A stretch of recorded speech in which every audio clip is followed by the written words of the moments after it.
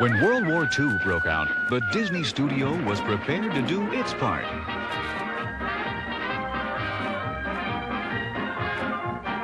As a result of the attack on Pearl Harbor, more than 500 soldiers moved onto the Disney studio lot in Burbank, supporting various anti-aircraft installations located in the hills around Los Angeles.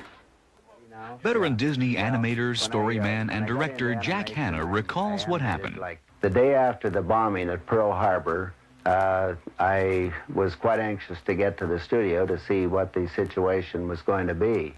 And I found utter chaos. Everybody was in the same frame of mind I was, confused and didn't know what was going to happen. And we didn't know that Walt was making arrangements already to do training films for the Army and Navy, but I'm sure this had been planned earlier. While some Disney employees went off to war, others with deferments or reassignments began work on training films. The Disney stars were properly outfitted, and Disney's war effort was on. Okay, soldier. Walt Disney and his brother Roy, business partners from the outset, faced a depletion of the studio workforce. Drastic cuts were made in the feature film production schedule, and preparations on Alice in Wonderland and Peter Pan were abandoned for the duration of the war.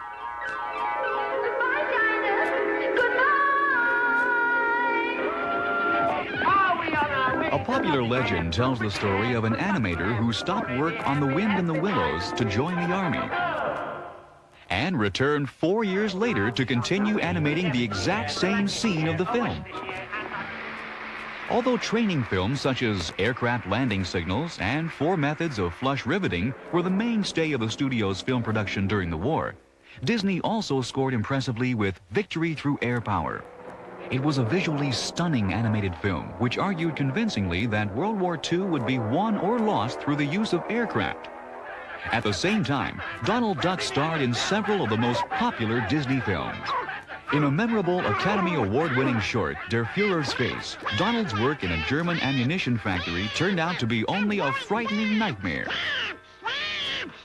And in another, he realized that paying taxes meant helping to win the war. Just address it to your local collector of internal revenue. Okay, so long. And Donald often appeared in wartime cartoons as a flustered draftee, with a burly, perplexed Pete as his stern drill sergeant. I said don't move! The audience really took to them immediately, and because naturally it was a natural thing for the duck trying to live up to a big guy, but the thing is, a duck would only take it so long, and then he'd reverse the thing and end up getting the best of the situation with Pete.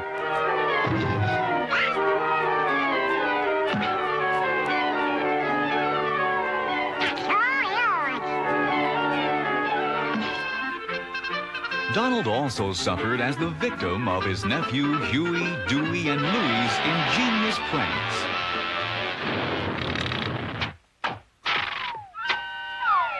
Surprisingly, Donald's service to his country did not end when the war did. Promoted to Sergeant Duck, he finally received his Army discharge papers in 1984 in the middle of a year-long 50th birthday celebration. Joining Donald was his loyal friend, Clarence Ducky Nash.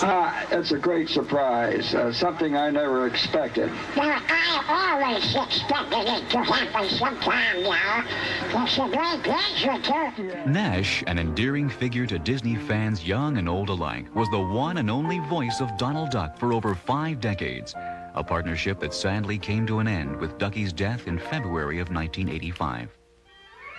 But one needs only to look back at Donald's wartime contributions for an example of this brilliant team in action. Through Nash, Hanna, and the entire animation staff, Donald emerged as one of the nation's leading heroes. As the average American with something to contribute, Donald played an important role in Disney's war effort. One of the biggest attractions in the Disney family of animated characters, he provided Americans with some lighthearted moments during the troubled days of World War II. I'm glad to be a citizen of the United States of America.